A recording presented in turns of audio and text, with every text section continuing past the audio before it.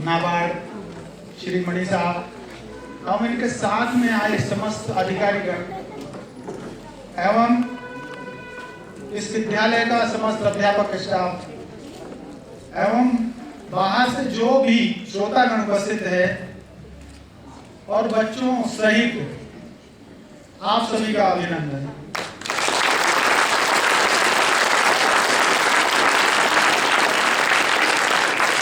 यह बहुत बड़े सौभाग्य की बात है। अभी मैं थोड़ी देर पहले आप सभी को बता रहा था कि एक छोटे से गांव अटाल जैसी जगहों में रिजर्व बैंक ऑफ इंडिया, जो कि बैंकों का बैंक है, यानी कि रिजर्व बैंक रेगुलेटर है सारे बैंकों का, उनके उत्तराखंड के मुखिया आपके बीच में उपस्थित है। आप सोच सकते हैं आप लोग कितने तकलीफ के धनी हैं।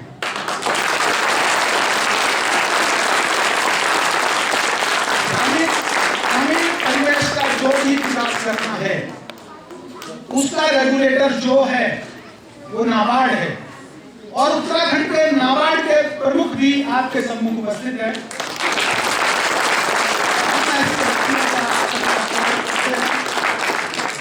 और मुझे गर्व हो रहा है, यद्यपि मैं भ्राता श्री प्रेमचंद शर्मा जी का छोटा भाई हूं, इसलिए हालांकि मेरा दायित्व तो बनता था कि चूंकि पद्मश्री जब हम कभी किसी कंपटीशन में भाग लेते थे उसमें प्रश्न आते थे इस वर्ष का कृषि के क्षेत्र में पद्मश्री अवार्ड किसको मिला, तो याद करने की चीज थी।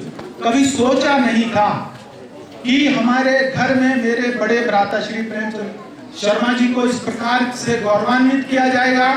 और मुझे हर्ष है कि हमारे गांव अटाल से इन्होंने अपने प्रयासों से इस उपलब्धि को हासिल किया है। मैं इसके लिए भ्राता श्री को बधाई देता हूं। और आप लोग को अभी मैंने आप लोगों को अपने जीवन के संघर्ष के बारे में सब कुछ बताया, लेकिन मैं आए हुए अधिकारियों के सम्मुख बताना चाहता हूं। सर, मैं एसएन शर्मा, मैं यही अटाल का निवासी हूँ और प्रेमचंद शर्मा जी का छोटा भाई हूँ। मैं बैंक ऑफ इंडिया से हालांकि लखनऊ और मुंबई में ज़्यादा मेरा जीवन कटा, लेकिन फाइनली मैं डिप्टी जोनल मैनेजर के रूप में देहरादून से रिटायर हुआ और मैं उस दौर में रिजर्व बैंक का भी बैंक ऑफ इंडिया के लिए ओम्बड्समैन का नोडल ऑफिसर रहा और वेस्टर्न यूपी मैं अपनी सेवा किया करता था। अभी कुछ दिनों पहले की बात है, क्योंकि ये जो जेबीपी फाउंडेशन है, मैंने अभी कुछ दिनों पहले आप लोगों को कुछ समय पहले बताया, J for Jhamram, he is my father. J stand for Jhamram.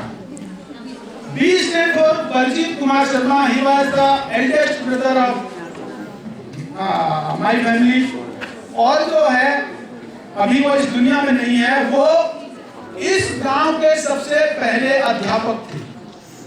और P for फूला Devi Sharma, she was my mother. वो तीनों इस दुनिया में नहीं है, इसलिए उनकी यादगार में मैंने जेबीपी फाउंडेशन की स्थापना की।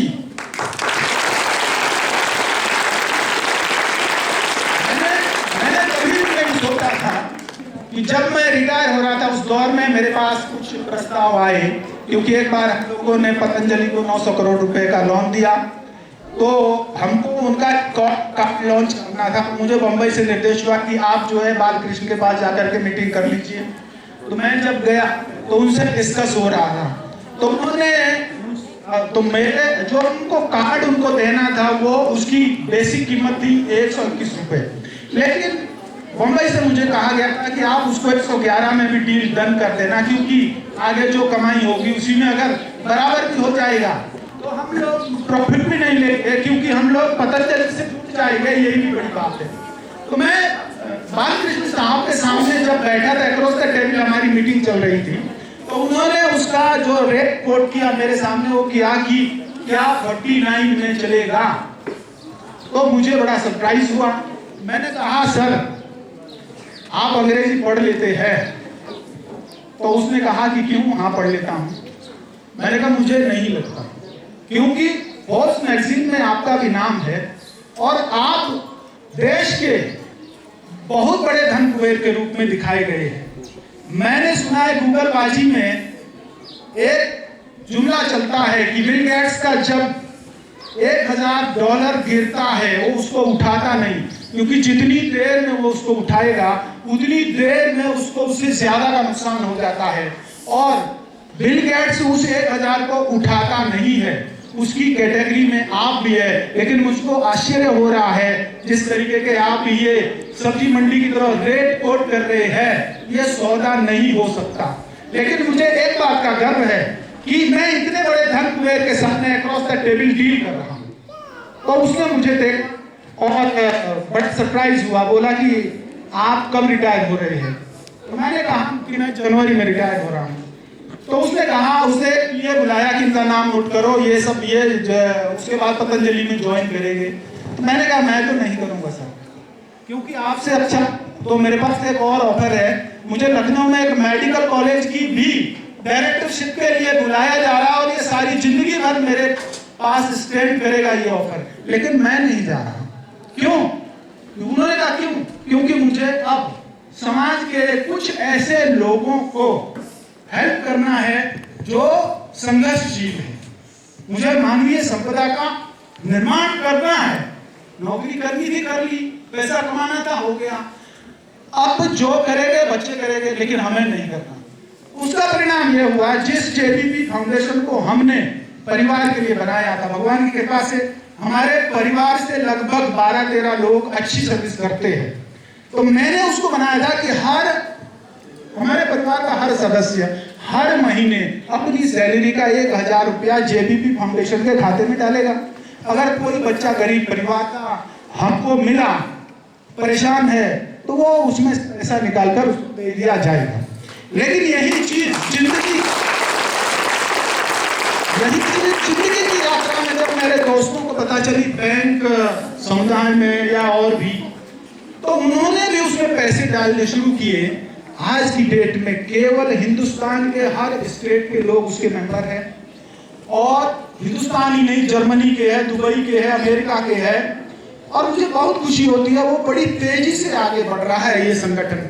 और हमारा पिछले दिनों, मैं इसके दिलचस्प उदाहरण आपको देना चाहूँगा। ऐसा ही कार्यक्रम हमने 20 तारीख को अभी पिछले दिनों कोटी छाड़ी के इंटर कॉलेज में किया था। तो वहां पर सर्टिफिकेट तो टॉपर्स को बांट दिए गए, जो भी था।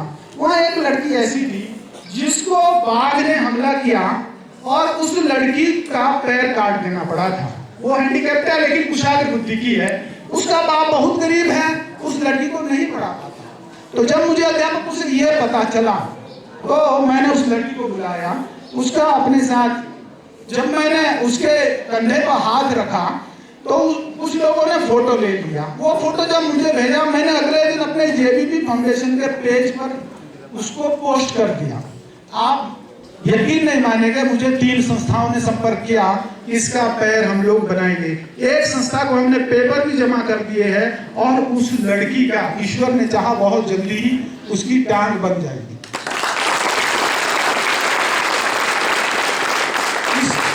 इससे भी इंटरेस्टिंग एक किस्सा और है कि अभी पिछले दिनों कोविड-19 के दौर में मैंने जेबीपी फाउंडेशन में कुशाग्र बुद्धि के लड़कों का एक कंपटीशन करवाया कि हमको फ्यूचर के लीडर तैयार करने हैं। आप लोग अपने वीडियो भेजिए, वीडियो से आप अपने विचार व्यक्त कीजिए।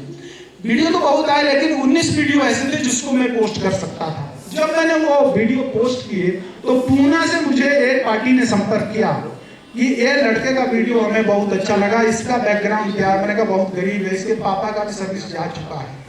तो उन्होंने कहा इसकी फीस का 1300 रुपये हम हर महीने भेजेंगे। आप सोच सकते हैं इस तरीके के प्रमाण हम लोगों को अब उससे आने लगे हैं।